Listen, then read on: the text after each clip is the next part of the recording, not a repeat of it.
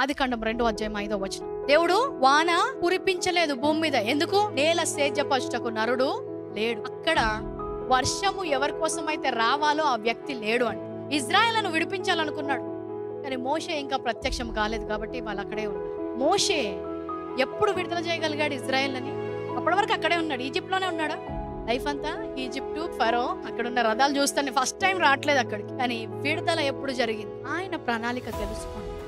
ఆయన ఒక విడుదల చేసే నాయకుడుగా ప్రత్యక్షమైన. ఎలాగా ప్రత్యక్షమవుతాం? ఈ ప్రణాళిక ఏంటో నువ్వు తెలుసుకో.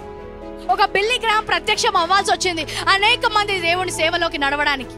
New city church did not appear until Pastor Ben appeared. So you need to appear to the spiritual realm for heaven to release something on the earth. ఈ రోజు కూడా ఒకరు ప్రత్యక్షం అవ్వడానికి దేవుడు వెయిట్ చేస్తున్నాడు. ఆ కంపెనీ వెయిట్ చేస్తుందంట, ఆ బిల్డింగ్స్ వెయిట్ చేస్తున్నాయంట, ఆ రియల్ ఎస్టేట్ వెయిట్ చేస్తుందంట.